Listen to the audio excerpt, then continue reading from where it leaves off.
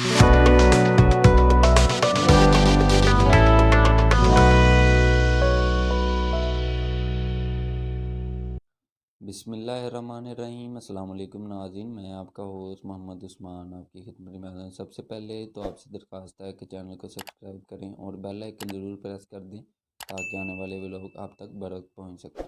मामला है परवेज़ इलाही साहब से एक अहम तरीन मुलाकात का, अहम तरीन शख्सियत की, और इमरान खान साहब को पैगाम पहुँचाने के बारे में सोचा जा रहा है कि आप अपनी हरकतों से बाज आ जाएँ।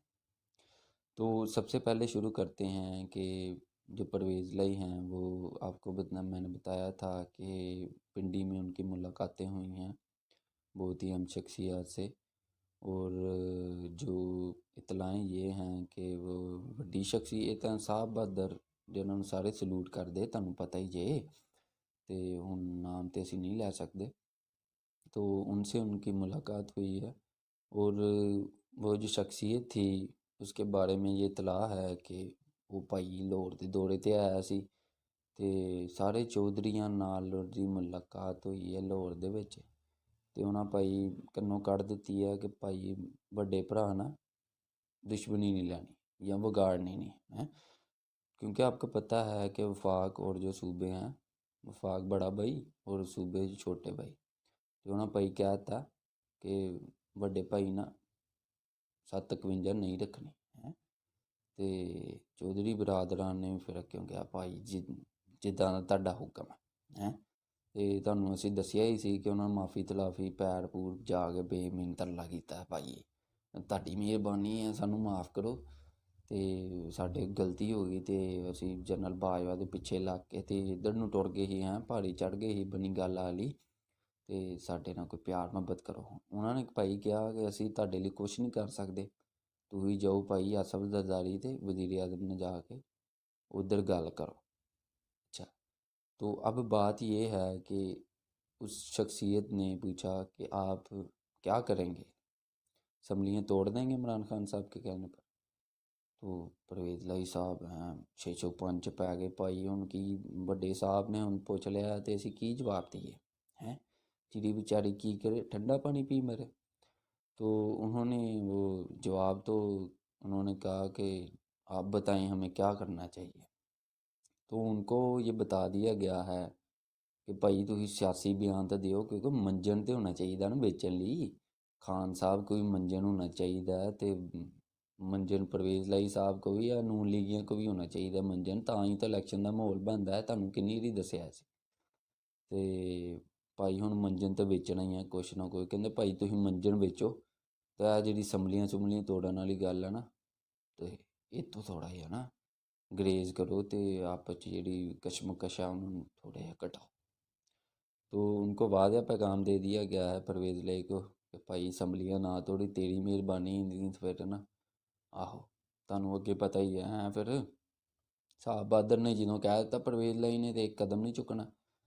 तो उसके बाद जो अंदर से खबरें आ रही हैं वो ये हैं कि ये भी सोचा जा रहा है कि खान साहब ने एक बारी कन्नों कढ़ दिता जाए कि भाईया बाज आ जा, तू रंगीला ना बन है। तो हुकूमत नूं भी कह दिता जाए भाई तुसीं जेह्ड़े बयान ब्यून दिन्ने ना इद्धरे इश्तिहाल अंगेजी वाले, वो भाई हुण थोड़ा जिहा रेस तो पैर घटाओ हैं।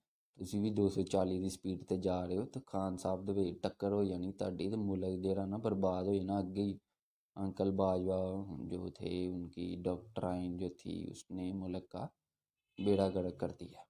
तो अब ये फ़ैसला किया जा रहा है, शायद 1-2 दिन में आपको ख़बर भी मिल जाए कि खान साहब को और हुकूमत को और जितने भी इत्तेहादी हैं उनको ये पैगाम पहुंचा दिया जाए कि भाई जिहड़ी तुसीं फौज के खिलाफ जिहड़ी मुहिम चलाई है या फौज के खिलाफ जिहड़ी तुसीं गलबात करदे हो ना, वो तो ज़रा आप पैर चुको हैं रेस तो, नहीं तो फिर काम खराब हो जाएंगे। तुसीं भी फिर ना समझिया करो हुण असीं किन्ना कुछ बर्दाश्त कर लिए।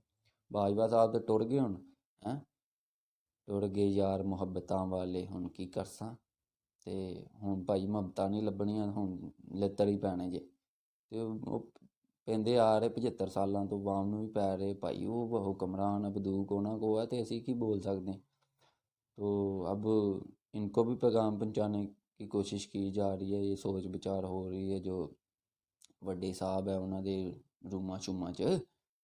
तो अब देखना ये है कि इमरान खान साहब को पैगाम पहुंचाया जाता है एक वफद भेजकर अफसरान का, और नून लीगियों को भी और इत्तेहादियों को भी, हुकूमत को भी, पीडीएम को भी, कि भाई तुम रेस तो पैर चुको जरा ते तरीके मतमाद जी परवेज लाई के खिलाफ ना लियाओ, तो वह भी तुहाडे खिलाफ नहीं लियाणगे, इतमाद का वोट लैन नहीं कहणगे। सदर साहब दंदान साहब, सॉरी, सदर आरफ अलवी साहब। तो अब मामले ये हैं, तो जो दो खबरें थी आपको मैंने बता दी। जो भी अंदर वाली खबरें आएंगी आपसे शेयर करेंगे। अगर व्लॉग पसंद आए और अंदाज़ पसंद आए तो चैनल को सब्सक्राइब करें और बेल आइकन ज़रूर प्रेस कर दें, ताकि नए आने वाले व्लॉग आप तक बर वक्त पहुँच सकें। मिलते हैं अगले व्लॉग में।